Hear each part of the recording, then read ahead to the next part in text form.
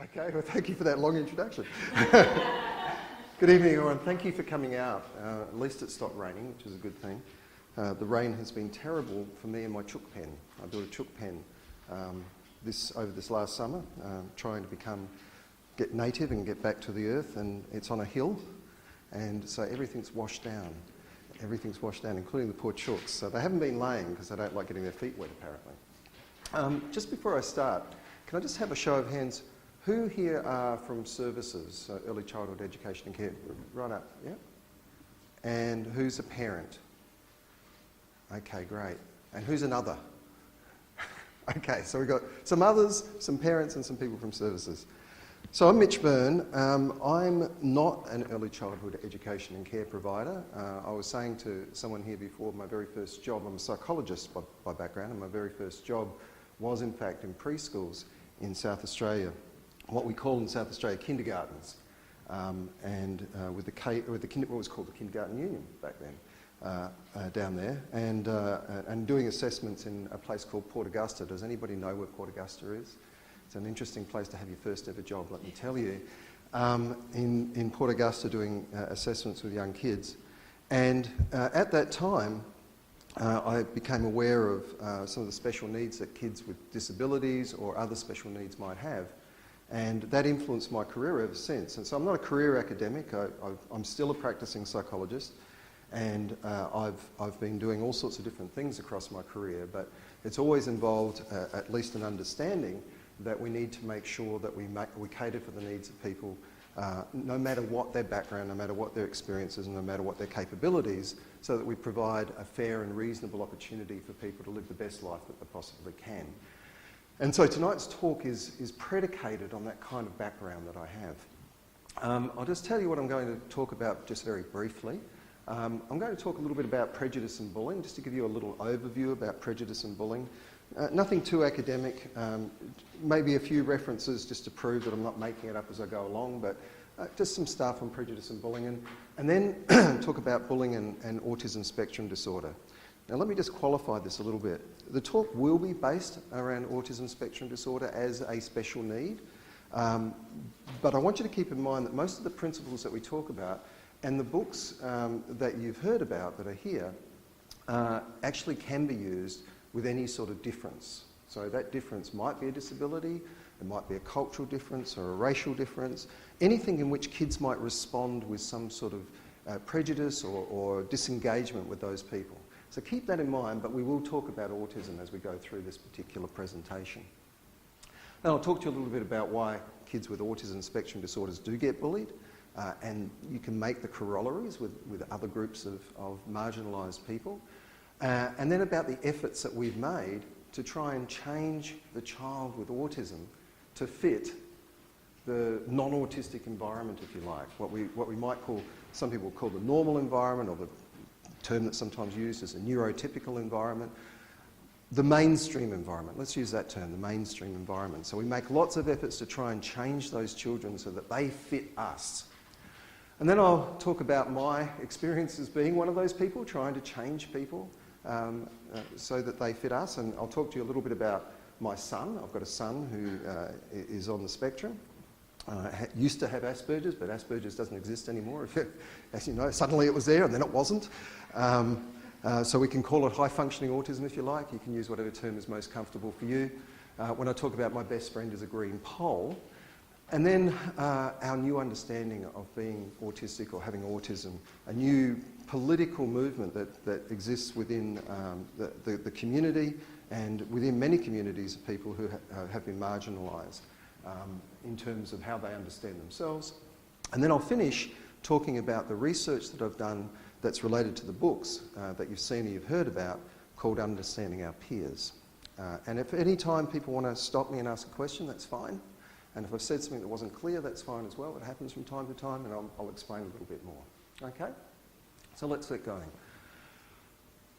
Prejudice.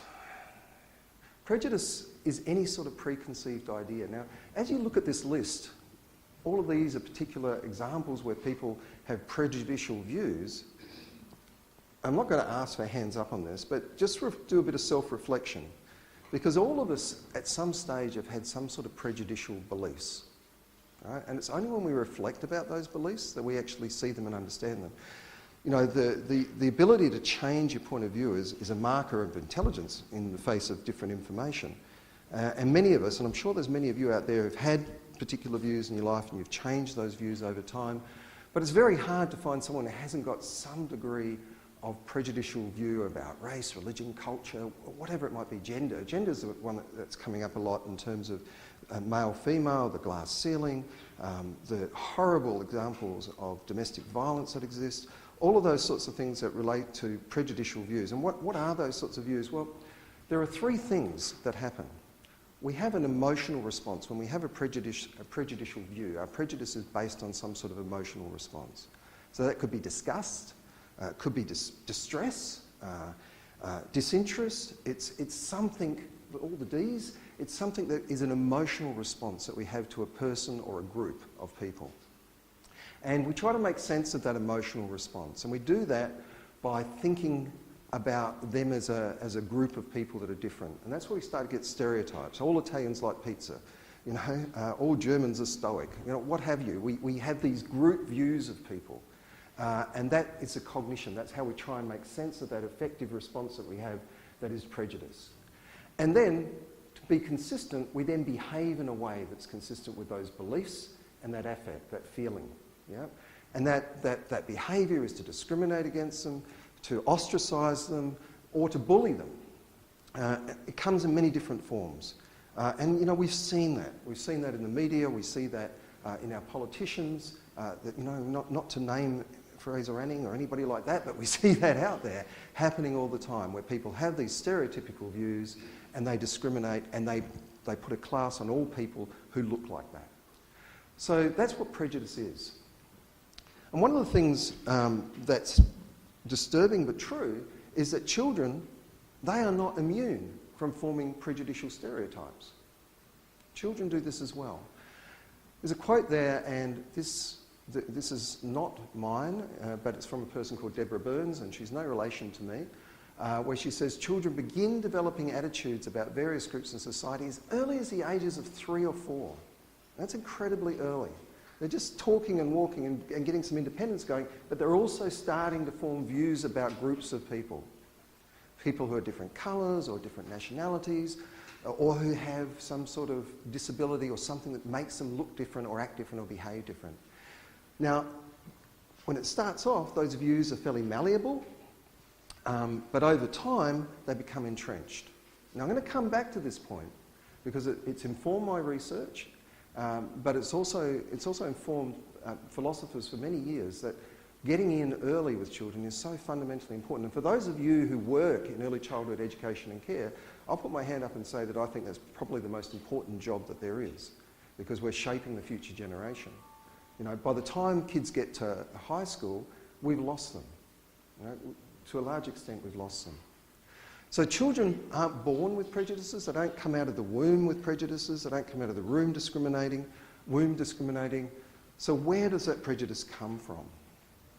Well, it would be no surprise that people learn to be prejudicial. Now, this is just a model. There's plenty of different models, but I'll just talk you a little bit through it. This is called social learning theory. It's by a psychologist called Albert Bandura, and probably a lot of you have heard about Albert Bandura. But basically what it says is that one model of understanding people's development of attitudes and beliefs is that we do it by watching and learning from other people. Who here has been overseas to a country where you didn't speak the language and no one spoke English? Anybody? Yeah? Hands up? Okay. So what did you do to try and cope?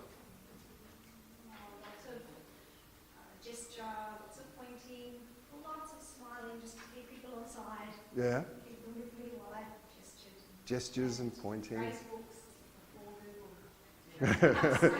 Shh. Something different? The phone changes fundamentally now. Things get translated really good. Yeah. Get the idea if you're lost, just hold out a map and then phone you they'll find something. So we use those sort of generic sort of gestures and body language, but we also watch what people are doing, right? So a long time ago, I'm not going to tell you how long it was, but a long time ago I did the typical Aussie thing in a camper van touring around Europe, spent quite a bit of time in France, in rural France, and learnt very quickly the baguette story. You know, everybody's got to get up and get down and get a baguette before 12 midday, otherwise you don't get a baguette. And the baguette's no good the next day anyway, so you've got to get down. And I was wondering why I never had any baguettes, because I didn't watch and realise that people lined up outside the baguette van early in the morning, and that's what I learnt to do. And even though I couldn't speak French and I didn't know what was going on, I learnt very quickly just by watching other people how to behave, right? Now this is how we learn things, by watching other people. But when we watch them, the other thing that I learnt by watching them was the reward that these people got by getting up and lining up early of a beautiful smelling baguette. There's nothing like a beautiful French baguette, freshly made baguette. So that's an example of social learning. We have to pay attention, right? We have to be exposed to some sort of stimuli. My stimuli was the smell of the baguette, the desire for a baguette. And then we've got to remember what we've seen, right? And when we remember what we've seen, we then have to think about it. Now, if it's attitudes, we have to think about what we've heard people say or what we've read in the media. For me, I have to remember people got up, they got to the baguette van before midday to get their baguettes. And then we have to have, for that behaviour to stay, we have to have some motivational reward, right? And my reward was obviously having a lovely warm baguette, but often that reward is a social reward. So when people have attitudes or beliefs, and they share those attitudes and beliefs with other people who also have those attitudes and beliefs, they get some form of social reward, social reinforcement for that sort of activity. Now this is how people learn pretty much everything. Without direct instruction, this is how people learn, right? And you guys who are educators know this. You know, you're modelling all the time to kids how to behave, right? When there's a fight, you say, oh, come on, let's try doing this, let's try doing it a different way. And you show kids how to behave, and that's how kids are learning, right? That's how people learn attitudes and beliefs. So, where do they learn their prejudice? Well, maybe sometimes from parents, but it's not just parents. But again, let's go back to reflection. You see that's a great example, that picture that I pulled from the web, where this kid is just modelling to adults, modelling their behaviour, their physical behaviour. They're watching us all the time. The kids are watching us all the time. How we react to things, how we react to horrific events that we see on the TV, how we react to other people we see in the street. They're watching us all the time, all the time. So parents are incredibly important, and even your subtle behaviours are important. But it's not just you, and we're not picking on parents only. It's obviously peers. Peers are important. I'll talk to you a little bit about bullying in a moment, but if you imagine that a bully achieves some sort of status or notoriety in his peer group by picking on somebody who's a bit weaker, the person who's watching says, hey, I can get that status and notoriety if I also behave in the same way. And it's modelled, and there's a reinforcement there for them, perceived or actual. The reinforcement doesn't actually have to be received by the individual. They see other people being reinforced, and that reinforces the behaviour. Teachers, obviously, and you guys have got a very important role, and the media. And this is where we come down to the debates that we're hearing at the moment about whether there should be media censorship. Now, I'm not going to go into that debate with you, but think about it. The opportunity to have freedom of speech and everybody to express their views, and then the opportunity for that to influence some people to behave in ways that are asocial or antisocial.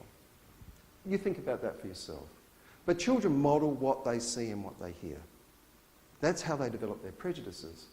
And they keep doing any of those behaviours that they get rewarded for, or that they see other people being rewarded for. So if you go down to Cronulla during the Cronulla Beach riots and you're walking along and you're either one group or the other group, and you see either group being rewarded for acting in a certain way, you're likely to act in that way too and form part of that in-group behaviour. The rewards, generally speaking, though, are social rewards. So we're not talking about baguettes or money, we're talking about actually connecting. Because you've got to remember that human beings are herd creatures. We're herd creatures. We rely to a large extent on the group, being part of a group and surviving because we're part of a group. And the best way of thinking about that is, you know, think about the gazelles on the savannah. You know, they're all down eating the grass, and then one of them sticks its head up and goes, holy moly. That's not the word I was going to use, but I tempered it there. Holy moly, there's a lion over there. And all the others notice that particular gazelle, and they all scarper, right? Because that's a herd behaviour. We're herd creatures as well. We are herd creatures as well. And we like to do what other people are doing. We like to have contact, we like to have social events, we like to talk, we like to laugh, we like to share. And we also can share the bad stuff, the prejudice. So, how do we avoid or reduce prejudice? Well, part of it, as I've said, as adults, is self-reflection. We have to think very carefully about every behaviour we engage in around children, now that we've established that children develop prejudices very early, and reflect on that and model the behaviours we want to see them doing. Sometimes we have to overcompensate because we're competing against the media, or we're competing against their peers, or we're competing against some other group, and we have to overcompensate, and we have to over-model the appropriate behaviour so the kid sees that from the person who's the most important person in their life, the parent or the teacher with whom they spend a lot of time. We can reduce prejudice by training the kids in empathy. And there's a number of ways you can do that. I'll talk a little bit more about this later when we talk about kids with ASD. But point of view videos is a great way that's been used quite effectively, both with kids without problems and kids who have some difficulties, where you produce a video from the point of view of the person seeing it, and you show them this is what it's like if you're on the other side of this. This is what it looks like. Legislation. That's not always helpful, and I'm going to talk about why, but legislation that enforces integrative learning opportunities for people from different backgrounds or disabilities. Clearly social action, and social action works when we have large-scale issues, social issues like same-sex marriage. A really big one, though, is increased contact with minority groups, because part of what drives prejudice is fear of the unknown. You know, they're different, I don't know what they're doing, they must be doing something different, and that might not be a good different, that might be a bad different. And the only way of overcoming that is to let people see what other people are actually doing. So actually engaging with the people that the prejudice might be about. Education, clearly, but that's education of two types. There's education in the sense that you need to know who these people are, where they're from, what their issues are, and that's in the books, but also education about how to behave with these people. So how do you behave with somebody who's in a wheelchair? Right? How do you behave if you're in a narrow corridor and with somebody who's in a wheelchair and there's not room for both of you? How do you behave with somebody who has some other form of disability or need, or somebody who can't speak English, or somebody who comes from a minority cultural group? How do you behave? What's an appropriate way to behave?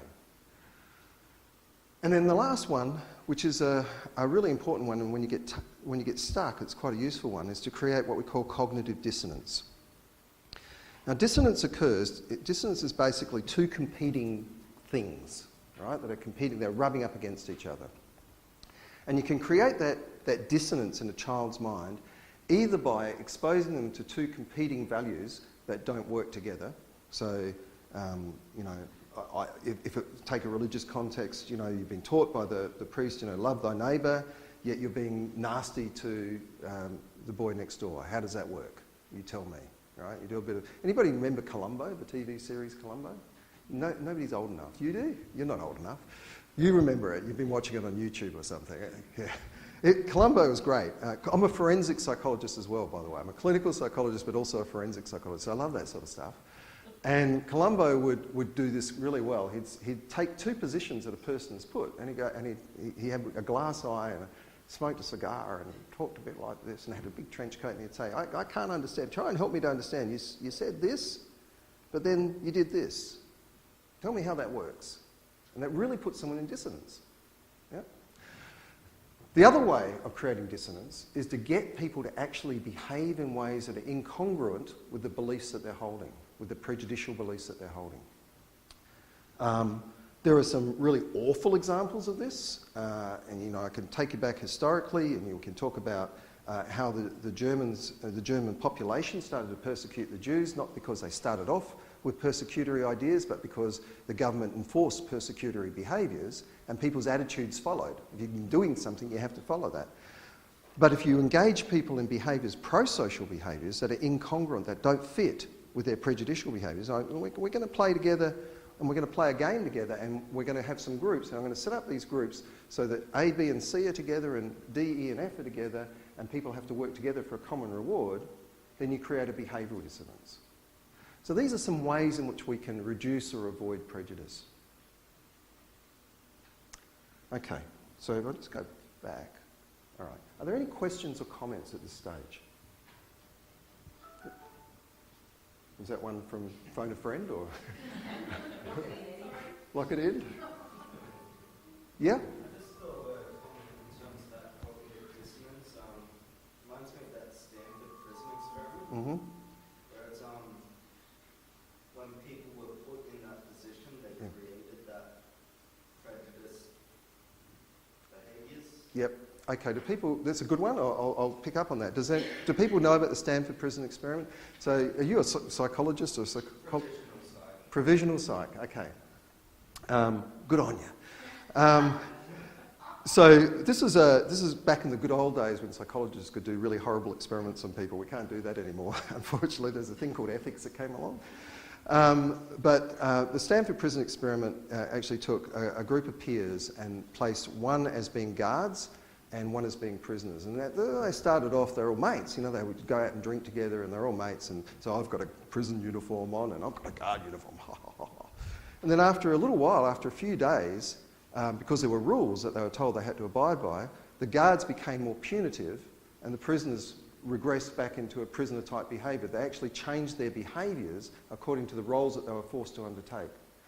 Look it up. It's 1957. Was it Festinger? Oh, I can't remember. 1957, I think it was. But just look up Stanford prison experiment. It's kind of fun and you'll think, these psychologists are weirdos, let me tell you. But that was one of those good examples of cognitive dissonance. Is that like the teacher? Sorry? Is that like the teacher ages ago with the brown and young kids get the brown eyes and the blue eyes? Oh, brown eye, blue eyes, that's another example. Brown eye, blue eyes, reversing the prejudice. So everybody had blue eyes was prejudiced against because at that time it was a white skin dominated culture where we were saying blue eyes are great. I think they are, I've got blue eyes, but blue eyes are great. And most common was brown eyes, but brown eyes weren't seen to be as attractive. And so they turned it around and said blue eyes are bad, brown eyes are good. Yeah, that was another one of those good old fashioned when we used to be able to do those sorts of things, but we can't do them anymore. Don't make me cry. Okay, so bullying. Discrimination or prejudice often shows itself as social rejection. So what resources do kids have to demonstrate their prejudicial behaviours than to actually exclude other kids? Right? Now bullying, I've just recently finished some research with another student on cyberbullying. Right? So bullying's grown up and we've got a whole range of, there's about 8 different types of cyberbullying and you know, one of them is again rejection. You know, kids who are not included in a chat group. That's a form of bullying, right? But what we see in the schools and the playgrounds with kids who don't have their mobiles with them at the time is rejection from activities. So any sort of rejection and social rejection is a form of bullying. There are other forms of bullying, obviously physical bullying, and that's detrimental. That's been clearly shown to be detrimental to a kid's development and to their families because, you know, the kids are unhappy at school and it has a flow-on effect to the family, it causes stress for the family.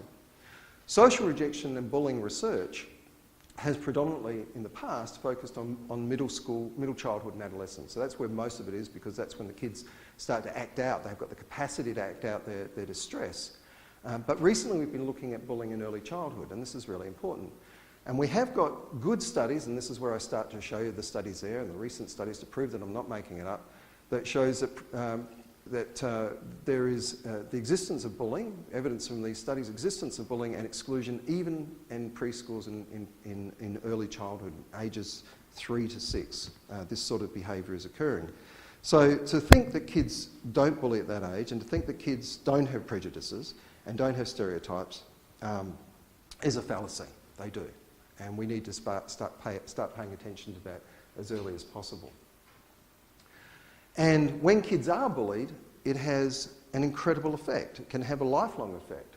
It impairs their social emotional development. Well, why wouldn't it impair their social emotional development? If they're ostracised and excluded from the usual social milieu, remembering that we're social animals, of course it's going to impair their development of social skills and attachments and the attachment formation. And I'm sure if I start using the word attachment, everybody's thinking, oh, attachment, yeah, I know about that. Well, that happens not just at home, but it happens in our social environment as well. We can form attachments and attachments can be very important. And it's lifelong. Some of those events are lifelong. So there's excellent research that can trace back bullying. Oh, look, as a clinical psychologist, I can tell you that I've probably seen hundreds, if not into thousands of clients in my years of practice, and lots of people have come to me as a sequelae of having been bullied as children, right? And the attitudes they've developed. Yes? Can I just ask how to distinguish between a kid wanting to keep their favourite toy for themselves or choosing a friend to play with or not to play with, as opposed to bullying? So they want to keep a favourite toy to themselves. So, like if a kid brings their favourite toy from home and wants to play with it, but doesn't want to share it with other children, or wants to choose a kid that they do want to play with or don't want to play with, how do you distinguish between having that choice and bullying? Okay, so there's two parts of that. So one part is sharing preferentially, and there ain't nothing wrong with having a best friend, okay? And having a preference for a person. That's not necessarily bullying. Having a preference is not bullying. And that's okay. And you would all know that at that age, those best friends come and go on a weekly basis, right? But there ain't nothing wrong with that. And that's okay. And the second part of the question is having a favourite toy. As you'll see if you read the books, part of that is about finding and identifying kids' favourite toys. What we then need to do is teach the skills of sharing, right? And kids don't naturally have that skill of sharing, right? It is mine. In a child's life, that toy might be one of three things. They haven't got a car or a house or a mortgage, luckily, or any of that sort of stuff. They've got that toy and that's mine and I have ownership of that. So teaching them how to share, is part of just their learning and development. It's not necessarily bullying. Yeah? Yeah, but do you think it's okay not to share it sometimes for those favourite things? I think it is. I don't think it's wrong not to share something that belongs to you if you choose not to, so long as you understand. So as long as a child understands that other people have an interest in it and you can leverage that interest, right? You can leverage that interest to form a social relationship. And isn't that what we do? We have things that we own and we leverage that ownership to form relationships with other people. It might just be knowledge that we leverage, but it could be something of capital value. Yes? Is it more the intent behind the reason why they do it, or the reason they're doing what they're doing? And that changes as they get... And that changes as they get more cognitive sophistication. So at a younger age, they haven't got the same degree of cognitive sophistication and theory of mind. So have people heard of theory of mind? Yeah, so, theory of mind is evidenced in kids as young as 3, but it's usually very straightforward theory of mind. A thinks B, but more nested beliefs. A thinks B because I did C is stuff that kids don't have at that age. And it's very much like, dare I say, Piaget. It's kind of like stages of development in terms of development of theory of mind. And so that at 3, they wouldn't have that. They wouldn't have nested beliefs, but at 5 they would. Okay, so remember I said about social modelling and about how people learn things through social learning theory. Well, peers copy bullying behaviour, as I said before. And that means there's an incredible importance that we need to place upon social role modelling in both understanding the development of bullying, but also in understanding how we overcome bullying. So just as much as kids might learn to be bullies by watching other kids be bullies, they can learn not to be bullies by watching other kids stop bullying. Now, one of the interventions that's used and has been used reasonably successfully in some high schools is to enhance the opportunities for kids who are bullies to actually take responsibility to protect kids from other bullies. You get both the dissonance, but you get the modelling of that behaviour from the people who are watching them before. So, bullying and autism spectrum disorder. Well, the sad fact is that kids with ASD are more susceptible to bullying, and there's an immense amount of research around this. I provide you with just one reference, but there is an immense amount of research around this. And it's quite easy to see why. If we think about the reasons why people develop prejudices, first of all, they're at risk because they don't have good social communication. I mean, it's a sine qua non. It's the just most descriptive aspect of a person with ASD is that they have impairments in social communication, right? We can call it, I'm using the word impairment, I hesitate to use it, but they have different types of social communication, perhaps that's a better way of putting it, not the social communication that normally works in day-to-day interactions. They often have fixated or stereotypical behaviour which draws attention to them in terms of the way.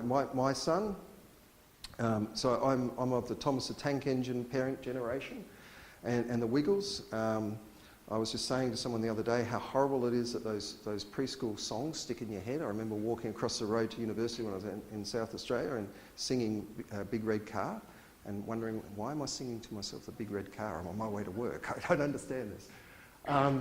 And my son used to line up his Thomas the Tank Engine should be a diagnostic test for autism spectrum disorder, in my view.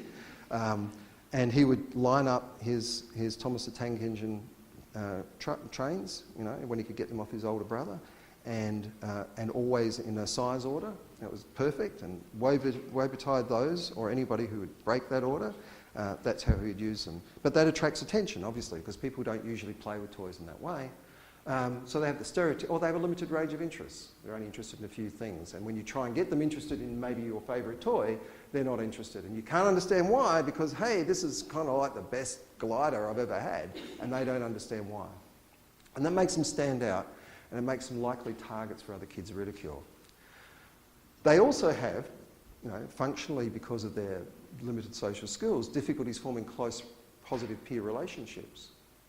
And as such, they don't have a protective factor. So one of the things that obviates bullying is if you've got the potential target has a guardian angel, as it's sometimes referred to, but a friend who can protect them or try and deflect the bully's behaviour, and they don't have that.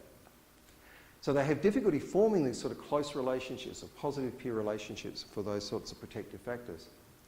But the real difficulty, and I'll go back to my first job when I was working in a kindergarten, and I came across the first child who had autism, and this particular child had an intellectual disability as well. It was a 7-year-old girl, and it was the sister of one of the other children. And it was probably one of the most beautiful children I've ever seen, and I don't mean that in any sort of weird way. She was just a really beautiful little girl who was non-verbal and really autistic. And it just, I was 23, and it just like, whoa, I didn't know this sort of thing existed. Yeah. And then I started to become interested in autism, and a couple of interesting things I found is that autistic kids, for some reason, are on the correct side of the spectrum for physical attractiveness. They tend to be often very physically attractive kids, but then, of course, their behaviour, when you look at them, if you're a person on the street, and you look at them, you think they're a normal kid, right? That's just a normal kid. In fact, it's an attractive kid. My son was a beautiful baby. Well, I think so. Was a beautiful baby, and I did a couple of really stupid things that I should have known better. One, I took him and his brother to the Royal Adelaide Show. Really stupid. Too much noise. Too much people. Dumb. But his brother wanted to go. And the other thing I did was I let people come up and touch him. Right? And people would come up because he's this beautiful child. And they go, oh, it's a beautiful child, and touch him. Ah! And they'd think, well, my God, it's a possessed beautiful child, or something like that. You know, I mean, one of the ways, if you want to do a diagnostic test with kids with autism, is just go and sit outside Just Cuts, because autistic kids hate having their head touched. So just any child under 4 in Just Cuts who's going crazy, probably on the spectrum, yeah. But they don't look different. So when people who haven't, and a lot of you are nuanced, you understand about autism, right? So you get that. But when you don't understand, you know, people, we often forget, those of us who are skilled like you are in understanding these things, forget that most people don't know it. I mean, I don't know anything about fixing a car, but a mechanic would think, well, that's simple, right? And we forget that other people who don't have the experiences we have don't have the same perspective. And so they don't understand that there could be something other than this kid is poorly behaved or poorly parented. Yeah? And so they're ostracised even further because they don't look different. It's easy if a person has a Down syndrome. You go, oh, they've got Down syndrome. I can see they've got Down syndrome. Or they're in a wheelchair, or they have something that's really obvious. We kind of immediately say, oh. But when they don't have anything really obvious, the first thing you think is that that's characterological, right? It's characterological. They're not a nice kid, right? And that makes it even more likely that you'll want to bully them or ostracise them or their parent. I don't know I don't know if you're prepared to say, but if there are any parents here with kids who are on the spectrum, have you ever experienced other parents looking at you, you know, and saying, you're a shit parent. What are you doing wrong? Yeah, you get that all the time. Yeah? And I got it too, right? So I understand how that is. Children with autism spectrum disorder attending inclusive educational settings, so being integrated into normal settings, are at increased risk. Now this is a tough one, because we all understand, A, that irrespective of a child's background or disability, they have the same rights to the same quality of education as any other child and should be afforded that. Segregation is bad. Anybody know whether it's bad? Yeah. I'll let that one, don't went out like a lead balloon, so I'll leave that one go. But segregation is bad. Yeah. So we want the kids to have the same environmental opportunities. Yes. Is more the reference for those negative impressions for negative outcomes? The whole paragraph, yes. Yep. And philosophically, we've understood this for some time. So I went, as a young person, I went through the whole social role valorisation training. I did all of that stuff on normalisation. I spent my 3 or 4 days encamped out being told about how we do these sorts of things to people. And I was, one of the charge of, deinstitutionalisation, get everybody out there, get them into normal settings. But of course, what doesn't come with that is the supports available to enable those normal settings to accept people and to work with people. And the Richmond Project, are people familiar with the Richmond Project with schizophrenia? Maybe not. But it just came after the wave of deinstitutionalisation. They took all these people with enduring mental health problems, schizophrenia and the like, who'd been institutionalised for years, stuck them in group homes and said, off you go then, you'll be right. And they weren't, right? Because the supports weren't provided. It's the same thing. It's great to integrate, but you've got to make sure that they have the supports. It's an assumption, particularly with kids who are high functioning, this assumption that just because they're academically able, they're able to navigate the complexities of the social environment that's associated with integration is just fallacious. It is.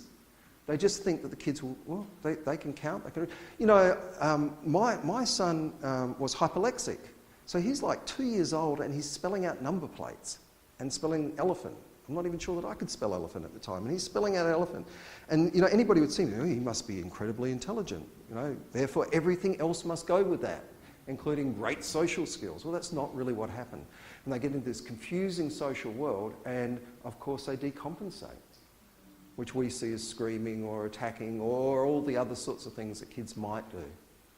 So the shift towards inclusive education is not simply about geographic location, not simply about picking up a kid and putting him in a normal preschool, but about creating an environment that enhances their presence there, their actual presence, being part of what's going on, their participation, as much as they wish or are able to participate in what's happening, and their acceptance amongst their peers. So what we've done in the past to try and meet this is we've tried to change the kid with autism to be not a kid with autism.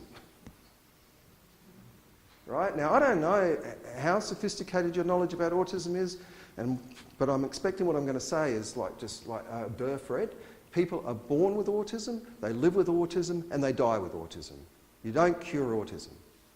Right?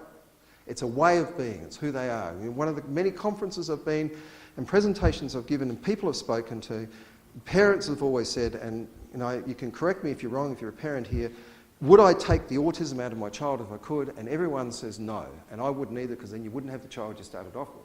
You'd have a completely different child. Because that's who they are. That's the person they are. But we try and make them a different person. Right? Now, I've got a caveat there. Programs that assist kids with ASD to maximise their developmental potential are good. It's good to do that. I'm not for 1 second saying that we shouldn't try and maximise the developmental trajectories of kids who've got any sort of disability. Absolutely. It's important. And, just to underscore that fact, and this is not going to be a talk about treatment programs, I could give that talk another time, but, there's lots of treatment programs out there. And that's both a good thing and a bad thing. Because I like just about any other parent who's had a kid with autism who started out seeming to be like a normal child and then didn't work out the way it had hoped, would have done anything in those early days to try and fix it. And lots of people abuse that. And so there's lots of programs that are out there that abuse people's desperation to resolve this particular issue. And some of them are good, but most of them, a lot of them anyway, are for financial gain. And they're talking about curing or guaranteed therapies, and there aren't no guaranteed therapies. What there is are some good interventions. And I've put this up, this is probably the most academic I'm going to get tonight, this particular reference. If you're interested in the best contemporary therapies that are available for kids with on the spectrum, it's the Naturalistic Developmental Behavioural Interventions, the NDBIs. That's our best science at the moment. It's a combination, it's derived from ABA, but it's better. Okay? That's all I'm going to say on that subject. We don't need to have a debate about it because that's not what tonight's about. But I'll put that up for those of you who might be interested in that particular bit of information, if you didn't already have it. So, getting back to it. So it's great to improve the kids' developmental trajectory, but should we be trying to make integration work by changing the child to fit the environment? And I did this. Right? Here, hands up, guilty as charged. I did this. So back in the early 2000s, about 2005, my son is at a local primary school, and I did what any parent would do. I usurped every bit of opportunity I had from my position as an academic to try and help that kid, and I set up a research program that involved my child because, see that green pole? That was in his playground, and every day at the playtime, I mean, he's academically okay, my kid's academically okay, just finished year 12, right? He's academically fine, but every day in the playground, he'd be holding onto the green pole, right? It was incredibly sad. It was incredibly sad to see him. All the other kids in the primary school running around, his best friend is a green pole. So I started this, I gave this presentation in Gold Coast somewhere, I think, about the social skills program. What good is mainstream education when your best friend is a green pole? Now think about that. Segregation's not good, but if your best friend's a green pole, how great is that for you in terms of your social development, in terms of how you feel? People with autism feel lonely, right? They experience loneliness. They experience a desire for connection. My son said to me when I was bringing him back from piano lessons, because he was a pianist as well, he just fit all the stereotypes of a kid with autism, high-functioning autism, every single one of them. I should have written a book about him. But, he's coming back and he's going, why am I so different? Oh, that gutted me, right? But I started off like everybody else. And so I set up the social skills program for students with high-functioning autism mainstream schools. And it was run in 2 Catholic education office primary schools. Why CEO? Well, he went to a CEO school, but that wasn't the reason. And I'm not a Catholic, but we don't need to go into that. But because CEO, research in Catholic schools is easier than research in state schools. That's a short answer. It's much more difficult. We had peer models to facilitate learning and generalisation with him. So we took these kids out of the class. We had 1 autistic kid and 5 kids without autism. And those kids, their peers, would run through a range of social activities, practicing with the target child, one of whom was my son. We utilised these children's books with the kids with autism spectrum disorder. These books are for the kid with autism spectrum disorder. You should talk and work it out with them. You should join in play. You should share and take turns. You should know and follow the rules. And here's some stories about how you should do that. I'm not putting the books down. They're fine books if that's what you want to do. That's great. But it's all part of that idea. Let's make the autistic kid not autistic. Yeah? How did I go with my green pole? Well, we had some success. Greetings were better. Hello. Hello. Great. Physical proximity was improved. So instead of being too close or too far away, I got the right physical, that kind of worked. That was okay. But it was really resource intensive, right? It was good for me because I had a whole bunch of little students to go out there and do the work and do that with the kids. But when we wanted to generalise it after presented the results, it was going to cost 20 grand to put it through 10 schools. in Catholic education office, they didn't come up with 20 grand to do that. It took the kids out of class to teach. So we don't want to segregate, but what are we doing? Picking the kids up, we're taking them out of class. What are the other kids thinking as we're picking the kids up and taking them out of class? Either they're doing something fun I want to do, there's something wrong with them that they're going out of class. Yeah? And it didn't persist because the peer trainers disengaged. Yeah? So we didn't keep it going. So let's just have a look at an alternative way of thinking about it. So in 2016, I went to this fantastic conference in Edinburgh, and it was a European Autism conference. There was something like 14 to 1600 delegates there from all over the world. And I took my books there. I won't talk about that part, but what I will talk about is this incredible change that was sweeping through, where people were talking about, let's think about autism in a different way. Right? And it had people there who had autism, they were presenting as well. When you think about autism, it's used to describe a great variety of presentations. As I say to my students when I lecture on autism, you've seen one person with autism, you've seen one person with autism. That's it, right? So what is autism? It's a collection of behaviours that more or less, I don't know if any of you know about the DSM, or if you've used the DSM, it's changed now. DSM-5 says, you've got two bands now, and it's either category 1, 2 or 3 in terms of severity. It's not very good.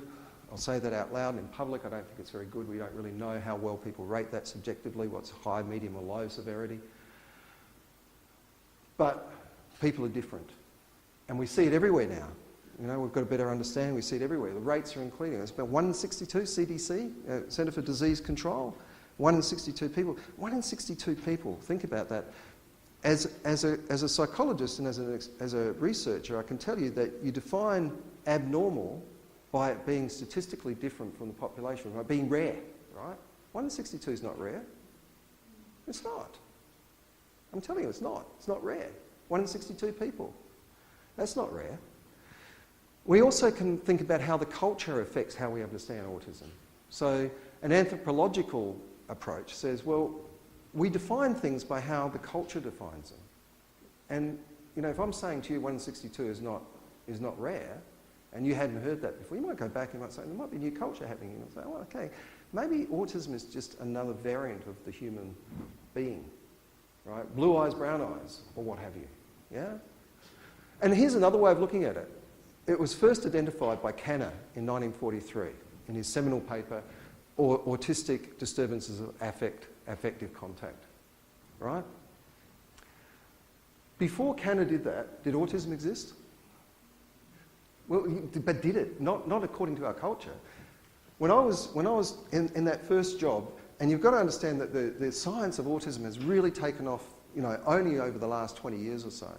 I can tell you a number of stories about my experiences over those years, but in the very first period, there wasn't much known about autism, and we weren't taught much about autism, and I wasn't taught anything about autism when I did my master's training. So I did master's first, a clinical master's, went out there and did the job, and I got taught nothing about it. And my team and I, which had a doctor, it had a speech pathologist, an occupational therapist, a physiotherapist, all working with kids in preschools, in kindergartens, we had this term to talk to each other about kids we weren't quite sure of. It was an FLK. He's an FLK, or she's an FLK. Funny looking kid. That's what it was. Because we just didn't know. People didn't know. So were they autistic? Well, probably, but not then. They were just a funny looking kid. It's a cultural determination. So what is autism then?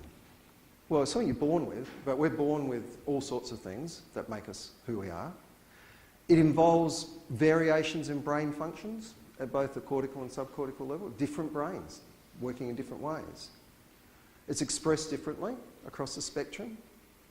More common in boys, and we could talk about that and why, and I could, but we won't, but it's more common in boys.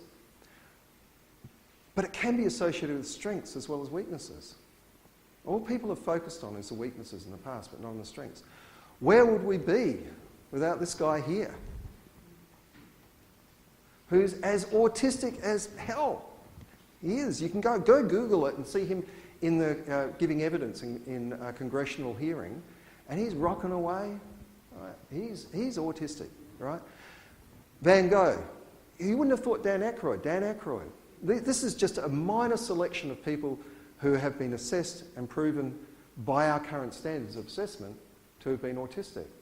And girls, Daryl Hannah, thank you, Daryl Hannah, Splash, the movie Splash. Artists, scientists. But what contributions these people have made to society, yeah? So someone sent a question beforehand to me, and I'm jumping ahead enormously, but I just want to bring your attention, whoever that was who sent a question, you know, what do we tell our son, or I think it was son, about autism? I'm saying it can be a gift. It can be a gift. If you think about society today, I mean, society has in the past been predicated on going out and engaging with people. The people who are going to succeed now are people who can focus on one thing, because we need specialisation, who don't need to be distracted by other individuals, who are quite happy to ring up and have their groceries delivered, because we can do everything from home now, right? Quite happy to have their groceries delivered and can make a contribution. Yeah? It actually fits much better in today's contemporary society than we neurotypicals. Yeah? It's another way of looking at it. So that's a different way of looking at it. So if we look at it that way, we talk about it as being, you know, maybe a different brain, neurodiversity, or perhaps neurodivergent, having a very different brain from other people's. And why wouldn't we? Because a brain is just another organ of the human body, and some people's hearts beat better than others, and some people's lungs are big and they're like Olympic swimmers, and some people aren't, and you know, everything's variation. So why wouldn't the brain vary as well? 1 in 62, it's not that different. I bet you there's less than 1 in 62 people that have feet like, who was that swimmer, our great swimmer? Thorpe, you know, he had webbed toes, right? I don't know how, I've never met anybody with webbed toes. I mean, I wouldn't discriminate against them, I've just never met anybody with webbed toes, so I'm kind of guessing it's not that common. But we thought he was a great guy, yeah? Autism's an industry, right? It's an industry, and there's lots of people who've got a vested interest in keeping people looking different and wanting them not to look different, right? You've got to think of that. You Google autism, go home and do it, you Google autism. This is a year old now, this particular slide, so it's probably more. 25 million hits, about a third of them selling something. Yeah. So instead of, we want to overcome the need for sameness, right? Sameness doesn't always help. Wanting sameness. We think about the White Australia policy, right? The monoculturalism. People laud Australia for our multiculturalism. Monotheism, and we've seen that, right? We've seen what monotheism will do and the horrors that it brings. What if the ideology of inclusion was met with an effort to enable inclusion, not just integration, by accepting difference and enabling its expression? We've done it before. So I'm old enough to remember buildings before we had wheelchair ramps and disability accessible toilets, right? The whole world has changed, and I've seen it change. Everywhere you go, if you don't put a ramp in, you're not going to build the building. It's legislation, right? But I remember before that. But once people have got ramps to get into buildings in their wheelchairs, they can do everything we can do in an educational setting or in a social setting or at a movie or what have you. People with autism need social ramps to be able to access everyday life. And that's how we can break down prejudice, by eradicating that stereotyping and building those ramps. And so, I'm going to skip over this slide because I'm running out of time.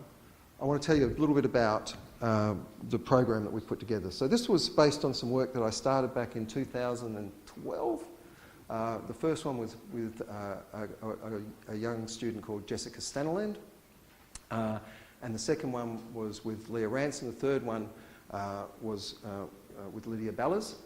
And it's based on the idea that social communication difficulties are functional deficits. They're not things that are going to change and can be eliminated. That people with ASD there's more people with ASD than people who are paraplegic, so we actually need to modify the environment for socially disabled, right? Let's put it that way maybe. Socially disabled people can be destigmatised and enhance the competencies of those who don't have that social disability to include those individuals into their day-to-day life. So we started with schools, adolescents in schools. And anybody know about Temple Grandin? Heard of Temple Grandin? She's a professor, she's got ASD. And she said, if you read any of her writing, she said, school was the worst time of my life, particularly high school, because it just becomes really bizarrely difficult. It was difficult for me, and I haven't got ASD, or my wife thinks I might, but I haven't got ASD, and probably most of you don't either, but if you think back, school was difficult, right, when you're in high school, just a social, that's the social part of it alone. Even worse if you're a female. And female autism is another thing we could talk about, but we won't. So we developed this thing called Understanding Our Peers.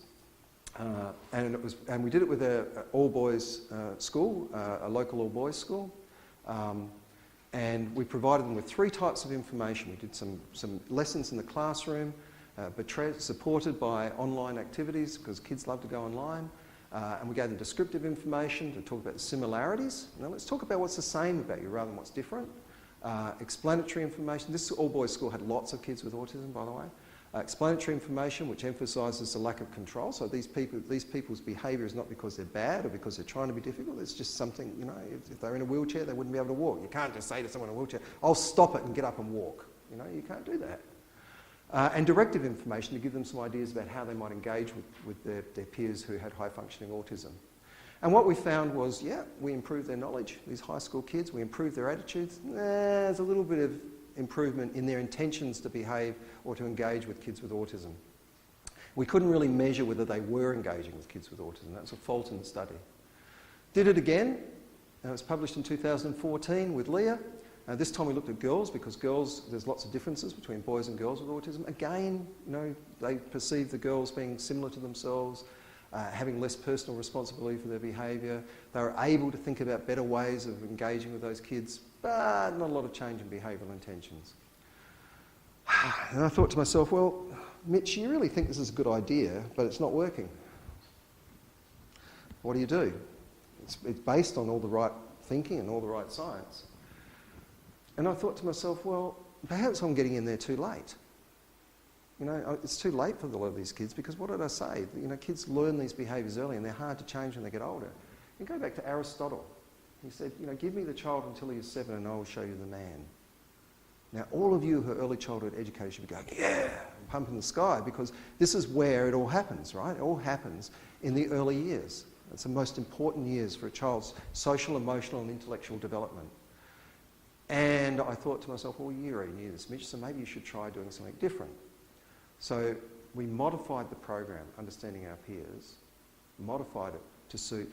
Now we thought, how far back do you go? Do you know, like, do I titrate, do I go backwards slowly, go from high school to upper primary school to lower primary? I thought, why do that? Why not start at the beginning and see how it works, whether it works. So Lydia and I reformulated the program, and Lydia went away and put it into these children's books, and we came up with Understanding Our Peers. And what you see there, that little gloating opportunity for me, that's Autism Spectrum Australia gave us an award for the first 2 programs, which gave us encouragement to continue working on this particular program. So our goals were to reduce bullying, verbal and physical, in the preschools. So we wanted to stop actual bullying. I've said that happens, and it does happen. But we wanted to increase engagement with typically developing peers and their social participation, and enable, more importantly, enable the peers to problem solve problems in the preschool environment, in the playground, right? So the peers would always be running off to the teacher and saying, Miss, blah, blah, did X, Y, Z, wanting the kids to solve the problem rather than running to the teacher all the time. So we developed these 3 books. And the 3 books, Alex and the Train Track is a book about restricted and repetitive behaviours amongst kids with autism. Alex and the Big Bang, sensory sensitivities. And Alex and the Pirate Ship, difficulties in social communication. Now, what's really important is that Alex hasn't got autism. In fact, let me say this to you, the word autism is only used once in the 3 books. It's just about difference. It's about coping with difference. So Alex and Alex's friends are all typically developing kids, but they come across situations with a kid who has autism. So a kid who wants to play with the train in a repetitive way when they want to play with the other part of the track, a kid who freaks out at a birthday party when a balloon pops, and a kid who's not getting the fantasy game about a pirate ship, yeah, and how they deal with that. The 3 books had an educator manual. I might just ask the educator in the room who's with part of this, just to talk about how we use the educator manual with the books. This is Judy, by the way, Judy Dawn. So, as Mitch was explaining, the 3 books, also in the package comes a Understanding Our Peers Educator's Manual. Now, the purpose of this manual was really to guide the program for the purpose of research and collecting the data so that it was consistent and that it could be compared. And so it explains a number of activities and how to use the books. So as Mitch was explaining, how it was set up was that the 3 books could be used at story time in a normal routine part of an early childhood education and care setting. And they're read regularly to the children as part of the daily program. The Educator's Manual also includes some questioning that helps educators to prompt some of those discussions, as would be normal practice in the centre. There's also some examples of some activities that could be used to actually scaffold the learning. However, I mean, it's fairly fundamental, it's very basic, but I would expect that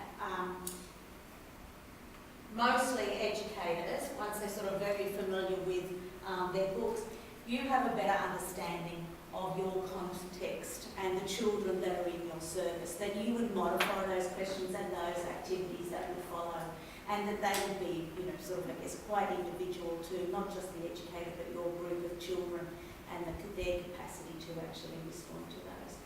So what I've seen, though, in centres is that educators have used these books. They've become quite fluid as part of their daily program. Children have become familiar. They end up being not just a resource that's sort of brought out at special times and sort of integrated into the program, but once introduced, becomes part of normal practice. Books sit on you know, the bookshelf along with other books and become part of the normal program.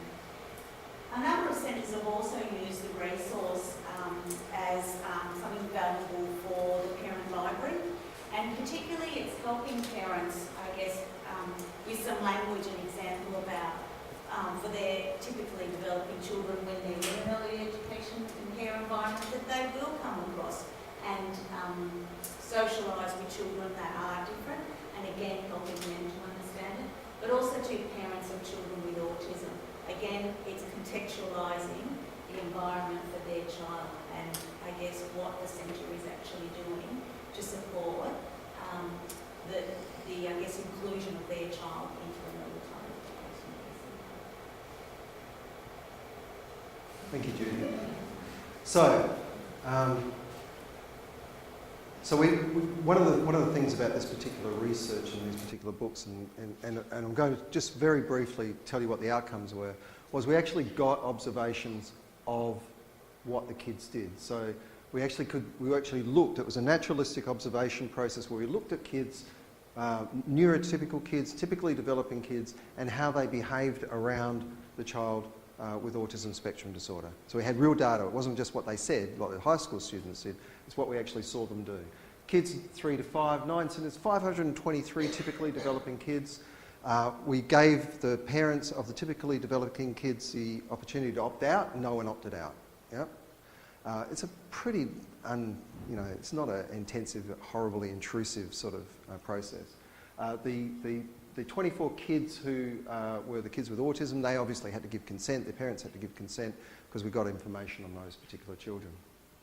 We looked at how much time the kid with autism spent in solitary play, all by themselves in a corner, how much time in parallel play next to another kid but not playing with that kid, the amount of positive engagement, so engaging in games with that child, and the incidences by the typically developing kids of negative verbal behaviour towards a kid with autism or negative physical behaviour, as well as how often kids went and sought out the teacher for help.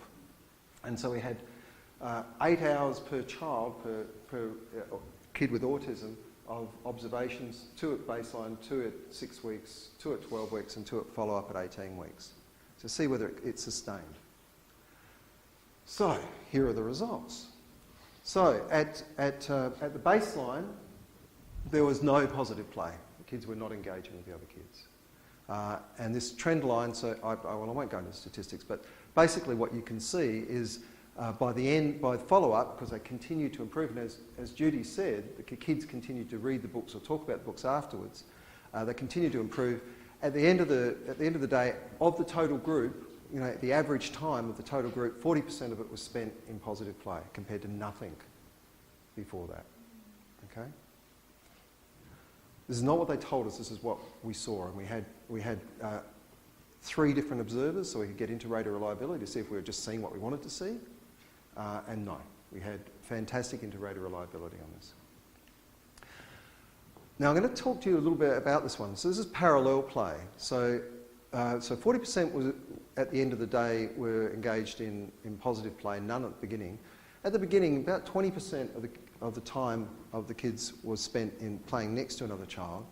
And then you see that goes down and it goes back up. Just hold that in your head for a minute. You might think, oh, so you just return to baseline. Well, not necessarily.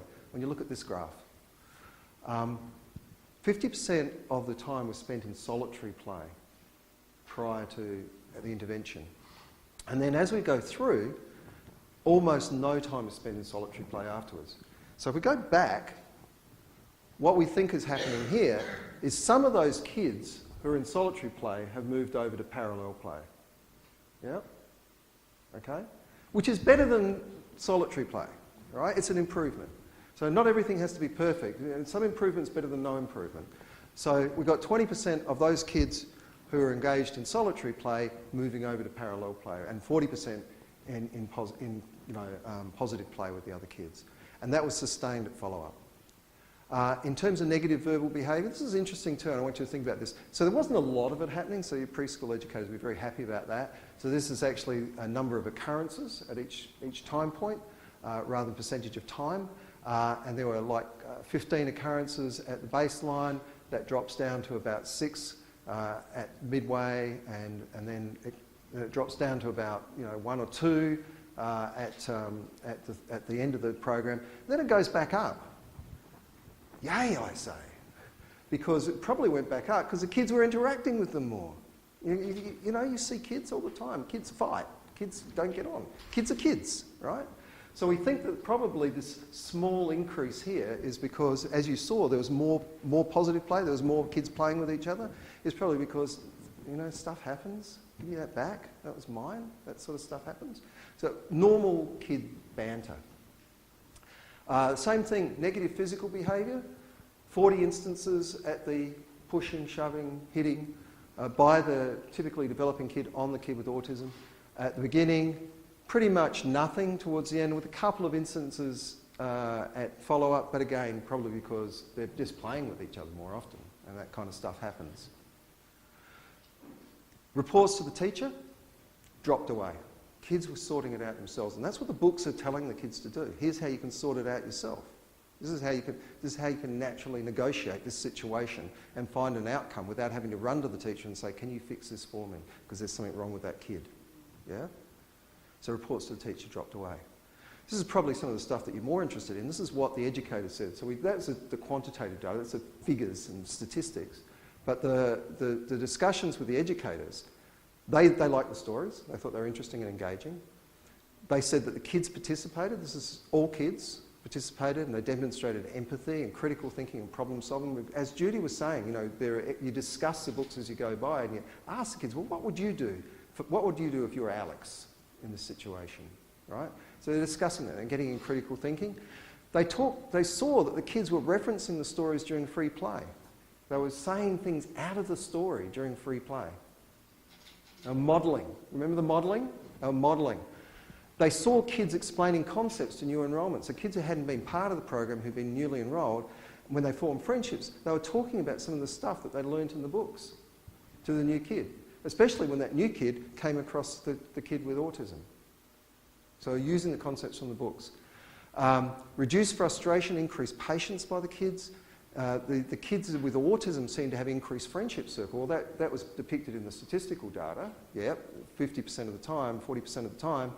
But a bigger friendship circle, especially with the older kids. So it worked better, probably better with the 4 to 5 year olds than it did with the 3 to 4 year olds. But you kind of expect that developmentally. That makes sense. And the children asked for the stories to be read again when it's finished. You've got to remember, these kids got those stories, same book for 2 weeks, And the next book for 2 weeks, the next book for 2 weeks, then they got it all over again for another 6 weeks, and you think, I'm done with that story, thank you very much. They ask for the books to be read again. And some parents sort the books out to use to talk with as a way of talking with their kid about autism. So here's another kid who's experiencing the same sort of thing. This is how people can behave. This is a normal thing, what you're experiencing, and this is how your friends might behave with you in that situation. So what do we want to do? One of the things I want to say about this, and probably that which I'm most proud of, it's really good for highfalutin academics to come up with something really complex that you can't get out. Anybody can read a book, and it fits within normal preschool environments, right? When I was in Edinburgh, all I had from people from other countries is, do you do a translation? There's no race, there's no religion, there's nothing. It can be anywhere. It's easily disseminated, yeah? So anybody can pick it up and do it. I think there was a lady here who was speaking to me before. I'm not sure if she's willing to identify herself, or even if she's still here. It was you, wasn't it? Who was saying you've used the books and you weren't part of the experiment? No, we weren't part of the experiment. I actually don't even remember where we found out about the books, but they've been brilliant. Like, I've had parents ring me up saying that their children are talking about the books at home, explaining to the parents how they need to alter their play to fit in with someone who's got sensory processing disorder. They're talking to each other about it. It's been phenomenal. I'm taking you everywhere I go.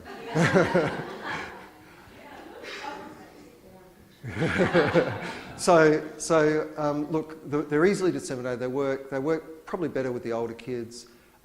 In the future, I want to see if it works just as well in year one, in kindy and year one in primary school, and whether it works with other populations of kids who've got some difficulties.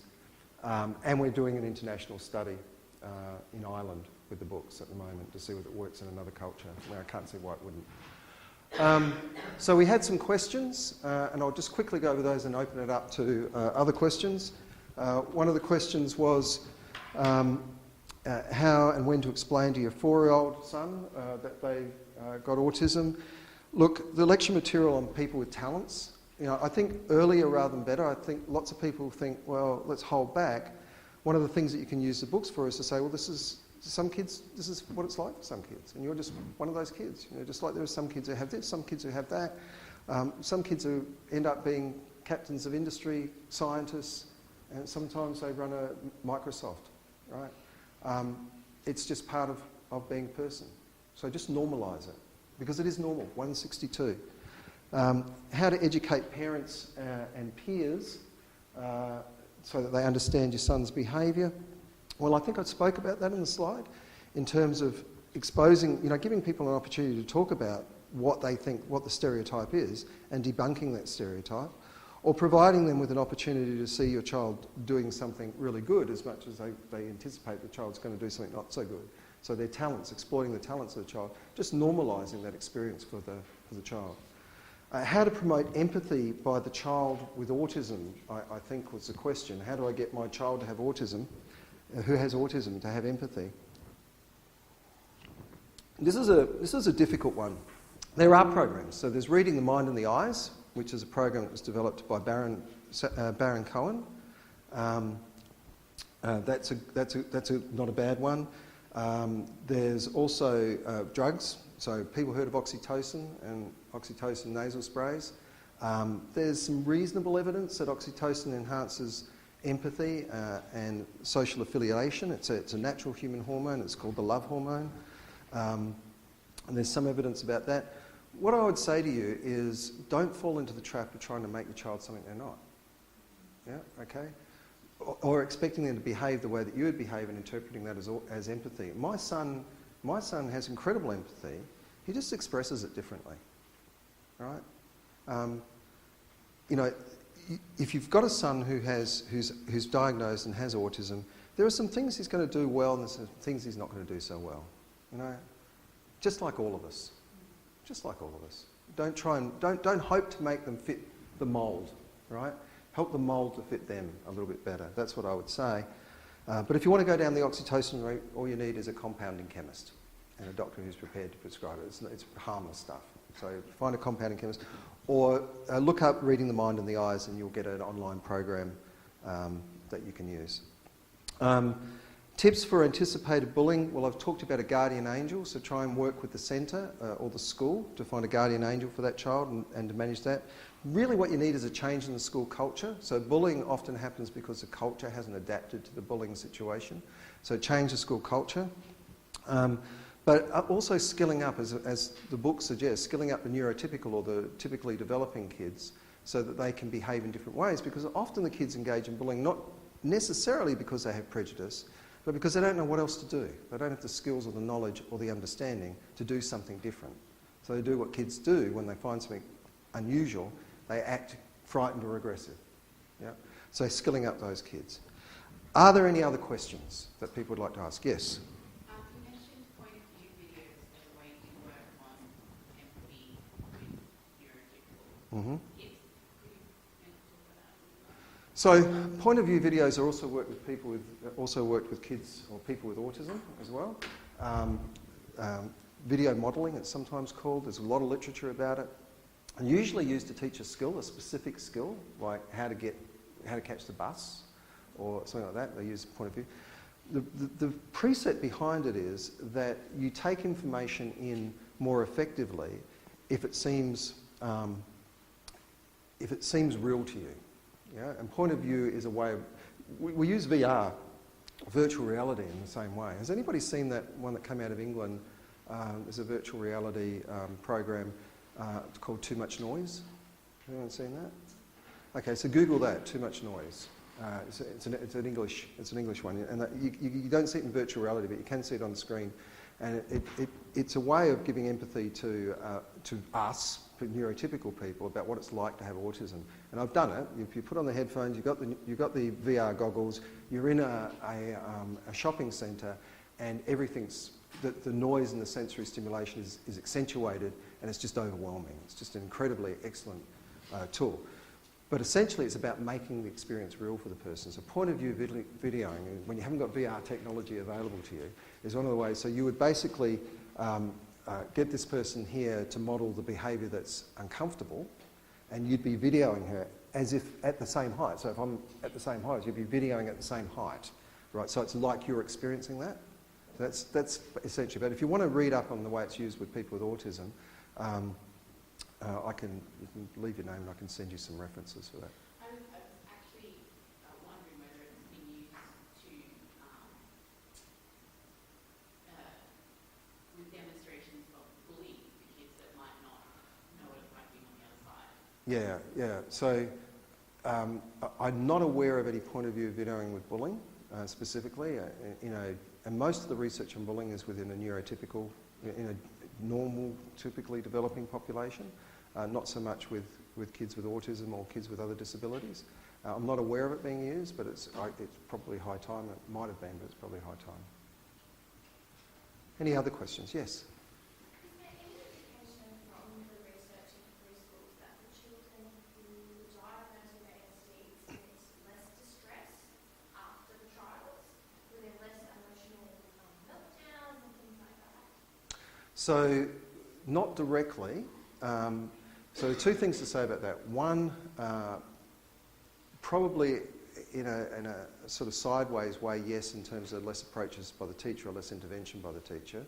Although that's a bit spurious because we didn't particularly directly measure that. But secondly, you'd have to differentiate that which was part of an experience that they had just in their environment, like a truck going past, or tiredness, or a gut ache or something like that, from that which was associated with the social engagement. What was clear was that the kids were had more friendships and were engaging in the social engagement, so it wasn't toxic to them. So whether or not there was any reduction in meltdowns associated with non-peer related activities. I'm just asking whether there was any measures taken about their well-being, whether it was actually measured, whether it improved. Yeah, no, we didn't take those particular measures, no. There's a lot to take in, though, that we were taking. These poor people were sitting there ticking the boxes. So it was quite an intense intervention, let me tell you, or study. Yeah? Can I just ask, since your study with the pole in the playground, do you think at times it is okay for a child with ASD to not want to interact with other kids and just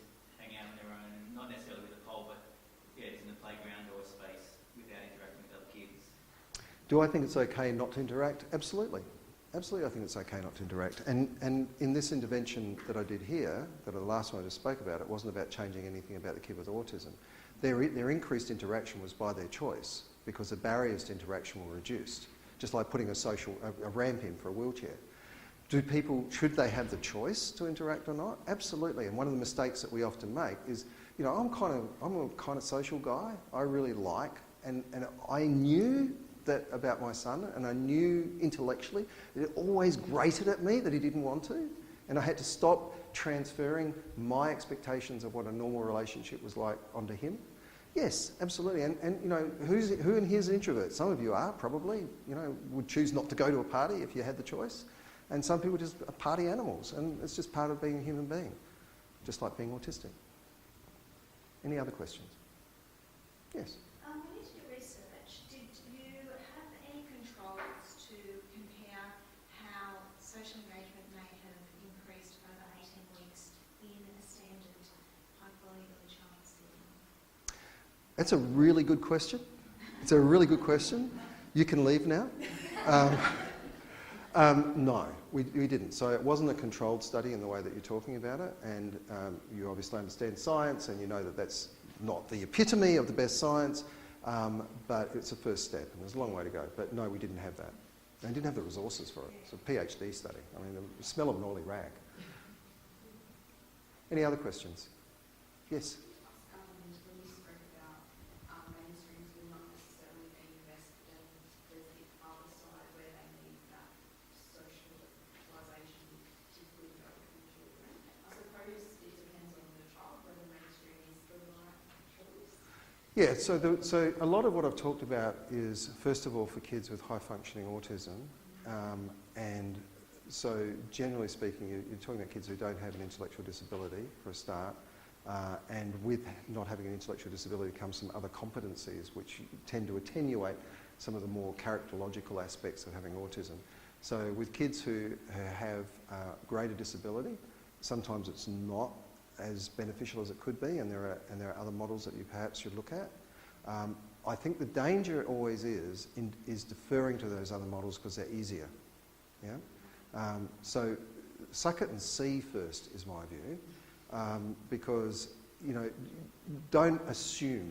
You know the whole thing about assume, right? Don't assume, right? Find out first whether there's ways, and if it's not working, you know, some people say there's no such thing as a bad student, only a bad teacher. I don't know that that's true always, but if it's not working the first time you try, see what you can do to change the environment, see what you can do, and if it's still not working and the kid's clearly distressed and there's nothing, then look for a different sort of environmental option. Yeah. Our little guy is sedentary, right? But his thing is flashing out when he gets very well to the counties and events. Mm-hmm. So he starts school next year. And so we're really just at that point of the best decision for him, and also how to support him through these and other things. Yeah, so your little guy is your little guy and he's different to every other kid, and what you need in terms of support, what would be helpful, not what you need, let me rephrase it, what would be helpful would be to have a good behaviour analyst have a look to see what predicts those behaviours and what predicts them going up, what predicts them going down. You can't see it as effectively because you're emotionally involved. It's always good to have somebody who's, you know, not connected to find those cues, and then see what sort of environments are going to support it going down rather than it going up. Yeah, you're welcome. I'm being hovered at by. I thought you were hovering at me. Is there any other questions? Yes. So where do you stand with these books? You've done a study and you've got potentially more coming up. Mm-hmm. But like it's widespread use of these books throughout Australia. I'm a clinician. Every bit of research, this is not all I do.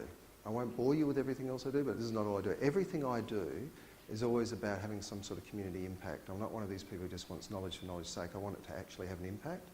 And where I stand with these books is I want them everywhere because I believe they work. The data suggests they work. A colleague over there has had experience of them working. They can't do any harm. So I'm actually, where I stand is I think they should be everywhere. I think they should be everywhere. And I want to know if they work with kids who don't have autism as well. You know, kids who've got Down syndrome or anything. Yeah. We're a very important job. The more, no, just. I'm just a parent.